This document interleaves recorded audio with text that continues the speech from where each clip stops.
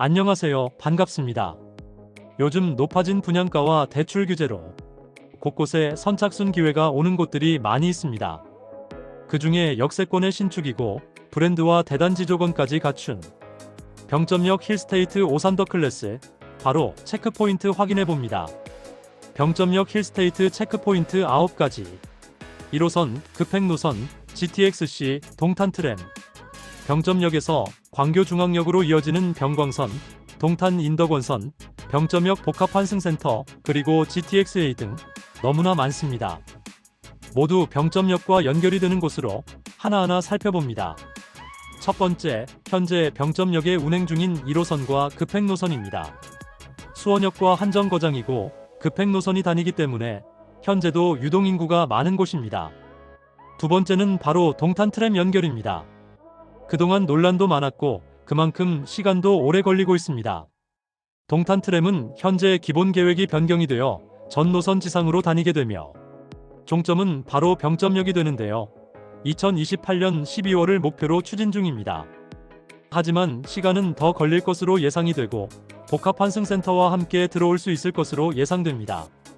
네 번째는 바로 GTX-C와 병점 복합환승센터의 신설입니다. 병점역 복합환승센터는 2030년 완공을 목표로 진행 중인데 기존 환승센터에서 복합환승센터로 국토부 4차 복합환승센터 구축 기본계획의 반영을 추진 중입니다. 병점역 복합환승센터는 1호선과 연계되며 GTX-C와 트램, 그리고 버스 환승시설이 들어오게 됩니다. 복합환승센터는 교통환승 및 업무, 상업, 공공시설과 함께 어우러지는 복합시설이 되는 것입니다.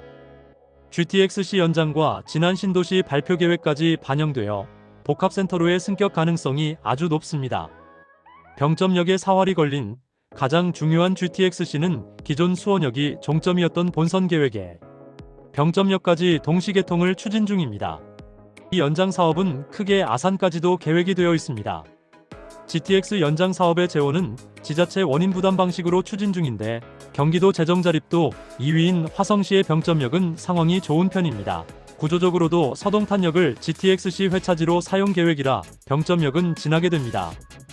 병점역 복합환승센터 신설, 동탄트램 추가로도 GTX-C 본선과 동시 추진 가능성이 높은데 주변 상황들이 GTX-C 실현 가능성을 점점 더 높여주고 있습니다. 예상보다 빨리 GTX-C는 현재 삼성역 영동대로 일부 구간이 착공이 시작되었으며 GTX-A와 함께 공사 중입니다. 현재 화성시에서도 병점 복합환승센터는 2030년, 그리고 GTX-C 연장 및 정차는 28년 완공을 목표로 적극적으로 사업을 추진 중입니다. 보통 계획보다는 늦어지겠지만 2030년까지 모두 완공되기를 기대합니다. 지금까지는 병점역에 대한 직접적인 호재였고 이것만으로 끝이 아닙니다. 바로 네 번째는 동탄 인덕원선과 GTX-A를 병점역에서 이용할 수 있게 됩니다. 향후 병점역에서 동탄역까지는 9분, 동탄역에서 인덕원역까지 약 30분, 환승을 하더라도 병점역에서 인덕원역까지 40분대 가능합니다. 더 중요한 포인트는 GTX-A의 핵심인 삼성역까지의 이용시간입니다. 최악의 상황은 GTX-C가 우리 예상보다 늦어질 수 있다는 점입니다. 하지만 병점역에서는 GTX-A를 이용해 삼성역을 먼저 이용할 수 있게 됩니다. GTX-C가 늦어진다면 병점역이 수원역보다 강남 접근성이 좋아지는 것입니다.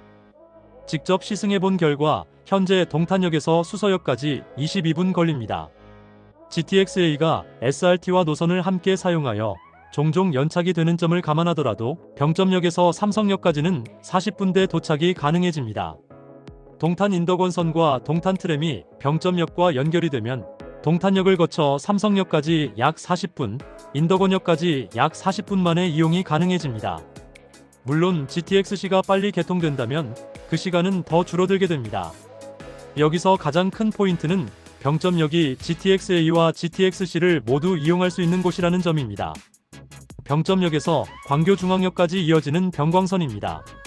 바로 21년 8월 30일 발표된 지난 신도시 철도망 구축 계획인데요. 이번 24년 2월 7일 공공주택지구로 지구 지정이 승인되었습니다. 곧 지구계획 승인 절차가 들어가게 되는데 25년 하반기 지구계획 승인이 예상되며 26년이면 토지보상에 들어가게 될 것입니다.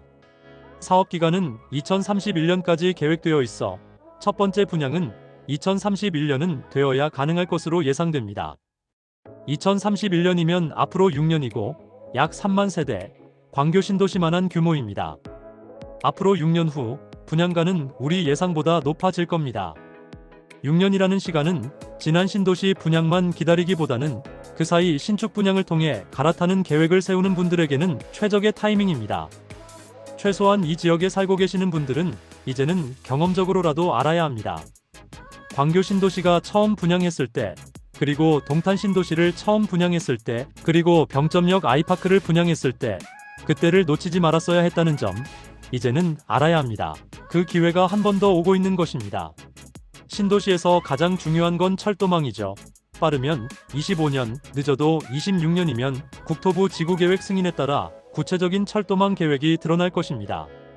처음 지난 신도시 발표 당시에는 단순히 BRT 또는 트램 정도의 소규모 교통수단을 예상했지만 서울에서 내려오고 오산에서 올라오는 노선이 속속 탄력을 받고 있습니다. 먼저 경기 남부광역철도, 가칭, 신강남선은 잠실운동장에서 출발하여 수서, 판교, 광교, 지난 신도시 그리고 병점역까지 이어지는 황금 노선인데 내년 5차 국가철도망 구축계획 반영을 추진 중입니다. 오산시에서도 세교 신도시 교통망 확충을 위한 병광선 연장을 추진하고 있는데 현재 사전 타당성 조사 용역을 수행 중입니다. 최근 제5차 국가철도망 우선 사업에 신강남선이 GTX-C 연장에 밀려났다는 소식에 경기도 도지사에게 청원이 폭주하고 있습니다. 원활하게 추진되길 기대합니다.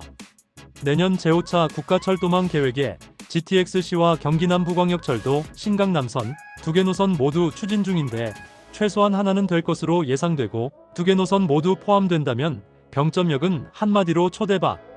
지난 상승장에 이어 한 번 더 큰 주목을 받게 될 것입니다. 그 파급력은 주변 신축에 가장 큰 영향을 주게 되고 상대적으로 가벼운 분양권이 먼저 움직이게 됩니다. 지난 상승장에도 GTX-C 하나만으로도 분양권이었던 병점 아이파크 캐슬과 지제역 더샵 분양권이 가장 큰 주목을 받았었고 시세 상승으로 이어졌습니다.